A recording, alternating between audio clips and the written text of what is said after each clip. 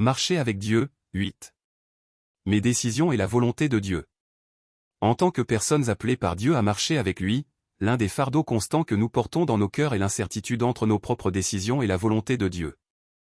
Bien sûr, nous pouvons dire que nous croyons en la souveraineté de Dieu et que nous recevons toutes choses par la foi, mais il n'est pas facile de vivre avec une vraie paix dans le désert de la vie tout en pensant, ressentant et agissant dans ce monde. Les fondements de nos décisions et de nos actions. Même pour ceux qui sont nés de nouveau et qui appartiennent à Dieu, il existe quelques éléments clés qui influencent notre manière de penser, de décider et d'agir. Le premier, c'est la raison. À cause du péché d'Adam et Ève, les hommes sont devenus comme Dieu. Cela ne signifie pas qu'ils sont devenus Dieu, mais ils ont acquis le discernement.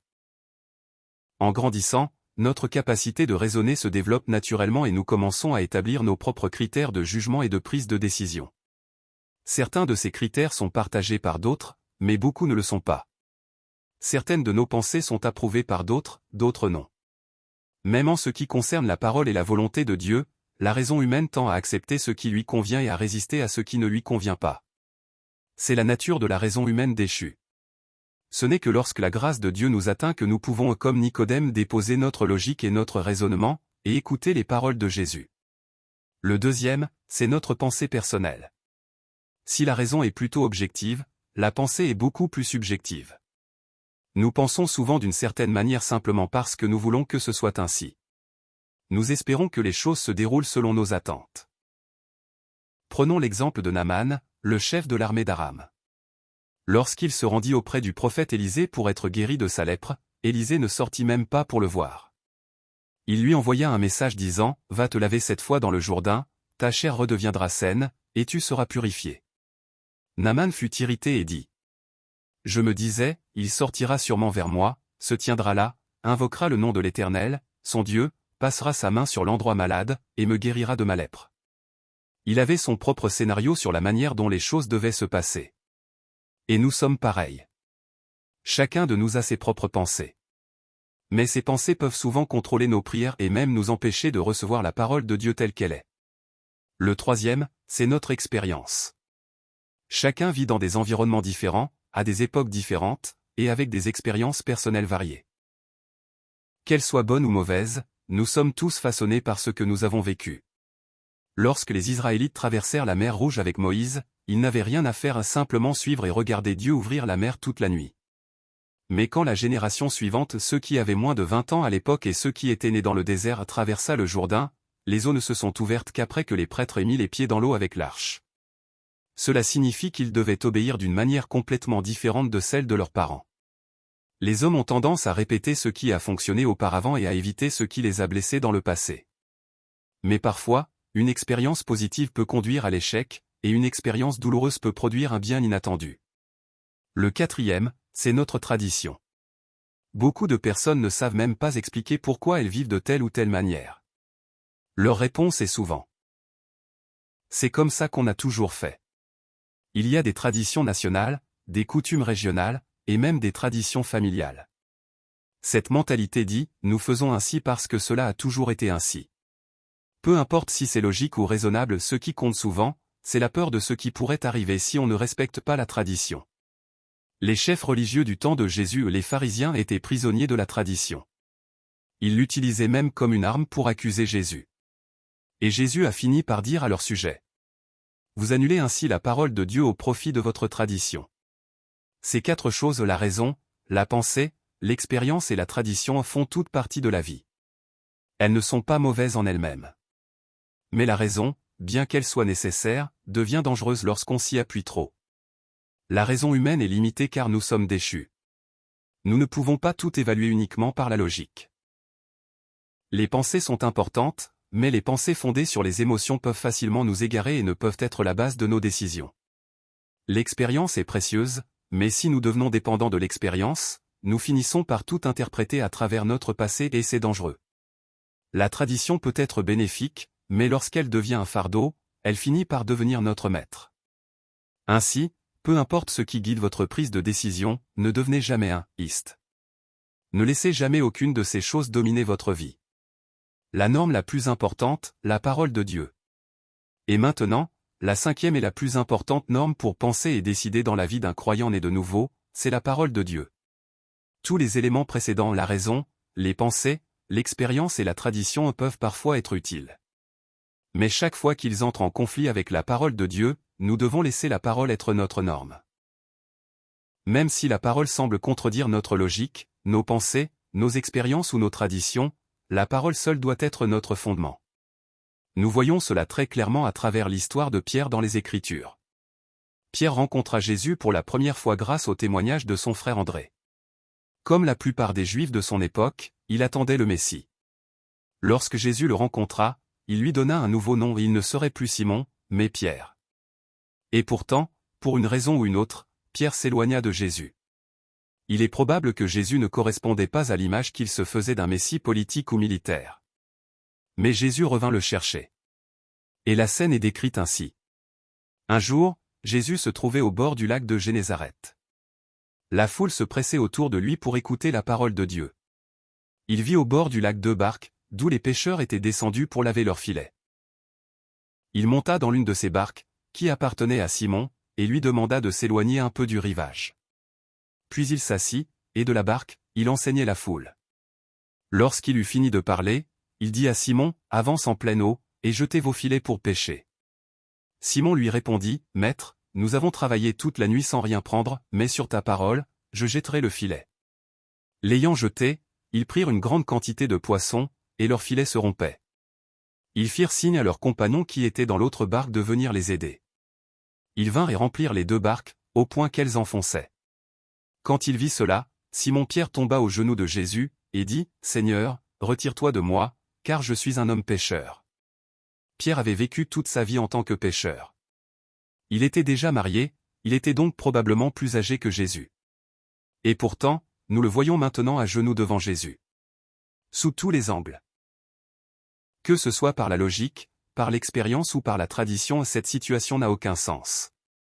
En tant que pécheur, Pierre savait que les poissons se déplaçaient vers les eaux profondes la nuit, puis se rapprochaient du rivage au lever du jour. C'était la sagesse qu'il avait apprise toute sa vie. Mais Jésus l'a conduit précisément à l'endroit de son échec, « Nous avons travaillé toute la nuit sans rien prendre », et lui a demandé de recommencer.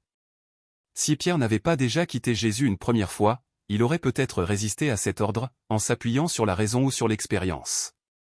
Après tout, qu'est-ce qu'un charpentier connaissait à la pêche?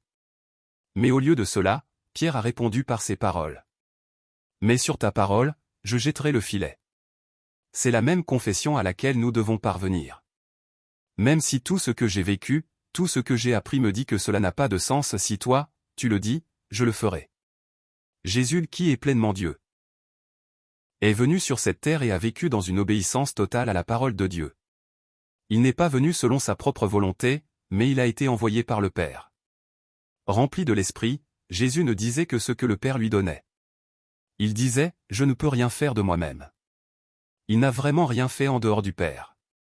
Il ne disait que ce que le Père lui avait commandé de dire. C'était le Père qui, en lui, accomplissait ses œuvres. L'enseignement de Jésus n'était pas le sien, c'était celui du Père. Tout ce que Jésus disait était exactement ce que le Père lui avait ordonné de dire. Il n'était pas venu faire sa propre volonté, mais la volonté de celui qui l'avait envoyé. Jésus a pleinement soumis sa vie à la parole de Dieu. Ainsi, pour ceux qui suivent Christ, la parole doit être la norme ultime de la foi. Que la parole devienne vie. La Bible déclare. Quand il s'assiera sur le trône de son royaume, il écrira pour lui, dans un livre, une copie de cette loi, qu'il prendra auprès des sacrificateurs, les Lévites. Il devra l'avoir avec lui et il la lira tous les jours de sa vie, afin qu'il apprenne à craindre l'Éternel, son Dieu, à observer et à mettre en pratique toutes les paroles de cette loi et toutes ses ordonnances. Afin que son cœur ne s'élève point au-dessus de ses frères et qu'il ne se détourne de ses commandements ni à droite ni à gauche, afin qu'il prolonge ses jours dans son royaume, lui et ses enfants, au milieu d'Israël. Appliquez-vous à mettre en pratique toutes les paroles que je vous déclare aujourd'hui, vous recommanderez à vos enfants de les observer et de les mettre en pratique. Car ce n'est pas une parole sans importance pour vous, c'est votre vie. Et c'est par cette parole que vous prolongerez vos jours dans le pays dont vous allez prendre possession, après avoir passé le Jourdain. Heureux l'homme qui ne marche pas selon le conseil des méchants, qui ne s'arrête pas sur la voie des pécheurs, et qui ne s'assied pas en compagnie des moqueurs, mais qui trouve son plaisir dans la loi de l'Éternel, et qui la médite jour et nuit. Il est comme un arbre planté près d'un courant d'eau, qui donne son fruit en sa saison, et dont le feuillage ne se flétrit point. Tout ce qu'il fait lui réussit. Va, tiens-toi dans le temple et annonce au peuple toutes les paroles de cette vie nouvelle. Ce qui était dès le commencement, ce que nous avons entendu, ce que nous avons vu de nos yeux, ce que nous avons contemplé et que nos mains ont touché, concernant la parole de vie. La parole est la vie. Pour chaque croyant qui chemine dans ce désert, dans ce pèlerinage de foi, la parole de Dieu n'est pas simplement une option. C'est le pain de vie. Ce n'est pas une condition facultative. C'est essentiel. Si tu ne te nourris pas de la parole, tu pourras peut-être continuer à vivre en tant que pécheur. Mais tu ne pourras pas vivre comme un homme de la parole. Ton corps pourra paraître vivant, ta vie pourra sembler intacte extérieurement, mais il n'y aura aucun débordement de vraie vie à l'intérieur. Il ne faut jamais mesurer notre vie chrétienne uniquement par nos activités d'église, si nous négligeons la parole. Un homme de Dieu est celui qui s'attache d'abord à la parole toujours. Celui qui vit avec la conscience profonde que cette parole est la vie, et qui marche continuellement avec la parole. Prie, en t'appuyant sur la parole de vie. Canaan, pour les Israélites, était une image du royaume de Dieu à un pays où ils devaient vivre avec Dieu. Bien qu'ils aient finalement échoué dans ce pays et aient terminé dans la destruction, à travers le processus de la conquête de Canaan, nous découvrons le fondement de la manière dont le peuple de Dieu doit vivre comme pèlerin dans ce monde. Le premier fondement est de placer la parole de vie au centre même de la vie. Le second est de s'attacher à cette parole dans la prière. Prenez par-dessus tout cela le bouclier de la foi, avec lequel vous pourrez éteindre tous les traits enflammés du malin. Prenez aussi le casque du salut et l'épée de l'Esprit, qui est la parole de Dieu. Faites en tout temps par l'Esprit toutes sortes de prières et de supplications. Veillez à cela avec une entière persévérance, et priez pour tous les saints. Ne vous inquiétez donc point, et ne dites pas, « Que mangerons-nous ? Que boirons-nous ? De quoi serons-nous vêtus ? » Car toutes ces choses, ce sont les païens qui les recherchent. Votre Père céleste sait que vous en avez besoin. Cherchez premièrement le royaume et la justice de Dieu, et toutes ces choses vous seront données par-dessus. Si vous demeurez en moi, et que mes paroles demeurent en vous, demandez ce que vous voudrez, et cela vous sera accordé. Nous ne devons jamais cesser de prier. Plus nous reconnaissons la gravité du combat spirituel, plus nous devons rester vigilants dans une prière incessante. Mais même cette prière doit être enracinée dans la parole. Nos prières doivent rechercher d'abord le royaume de Dieu et sa justice. Elles ne doivent pas être motivées par nos propres désirs ou ambitions. Même si nous jeûnons ou prions toute la nuit, si nous prions simplement pour imposer notre propre volonté, nous passons à côté du cœur de la prière. Ainsi, nous devons d'abord comprendre la volonté de Dieu à travers sa parole. Et ensuite prier pour que sa volonté soit faite. Obéir à la parole de vie. La vie du chrétien dans ce monde est une vie de pèlerin. Nous étions autrefois, par nature, des enfants de colère, mais par le grand amour de Dieu, nous avons reçu une nouvelle identité spirituelle en tant que peuple et enfants de Dieu. Et désormais, tout le reste de notre vie est un combat pour vivre comme des enfants de Dieu. Ainsi, obéir selon la parole signifie déclarer. Je ne vivrai pas selon mes pensées, mes désirs, ou ma volonté. Samuel dit, l'Éternel trouve-t-il du plaisir dans les holocaustes et les sacrifices, comme dans l'obéissance à la voix de l'Éternel ? Voici, l'obéissance vaut mieux que les sacrifices, et l'observation de sa parole vaut mieux que la graisse des béliers. Car la rébellion est aussi coupable que la divination, et la résistance ne l'est pas moins que l'idolâtrie et les téraphimes. Puisque tu as rejeté la parole de l'Éternel, il te rejette aussi comme roi. Ainsi, dans les Écritures, l'obéissance ne repose pas sur des standards humains mais sur l'obéissance à la parole de Dieu. Saül devait obéir à la parole de l'Éternel donnée par Samuel. Traverser le Jourdain sous la conduite de Josué, pratiquer la circoncision avant le combat, et conquérir Jéricho, tout cela n'a amené la puissance de Dieu que lorsque le peuple a obéi à la parole de Dieu. Ne pêche pas contre la parole de vie. Ne pas pécher selon la parole signifie que notre standard n'est ni nos pensées, ni nos expériences, mais la parole. Que nous estimions qu'une chose est un péché ou non, nous devons d'abord nous poser cette question. Que dit la parole ?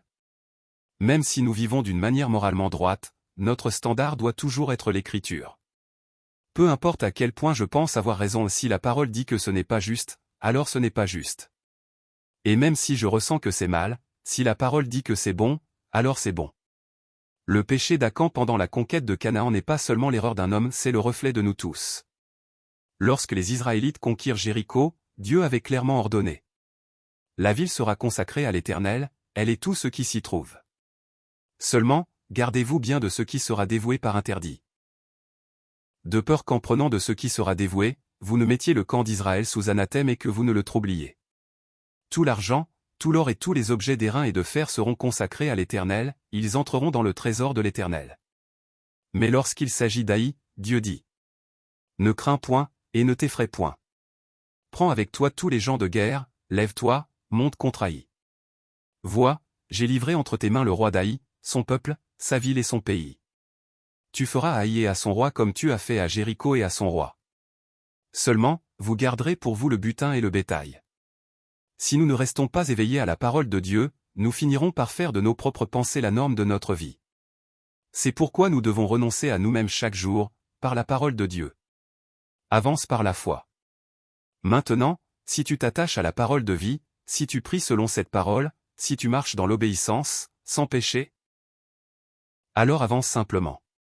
Tu n'as pas besoin de tout comprendre d'avance. Tiens-toi fermement à la parole, obéis-lui et avance par la foi, pas à pas. Il est écrit: Cherchez premièrement le royaume et la justice de Dieu, et toutes ces choses vous seront données par-dessus. Si vous demeurez en moi, et que mes paroles demeurent en vous, demandez ce que vous voudrez, et cela vous sera accordé. Pourquoi? Parce que celui qui cherche le royaume de Dieu demeure en Jésus, et celui en qui demeure la parole ne cherche pas les choses du monde pour satisfaire ses désirs charnels. Dans la conquête de Canaan sous Josué, ceux qui ont tenu fermement à la parole, qui ont prié selon la parole, qui ont obéi et évité le péché, Dieu leur a donné la victoire, allant jusqu'à arrêter le soleil pour eux. Et au final, il leur a donné le repos.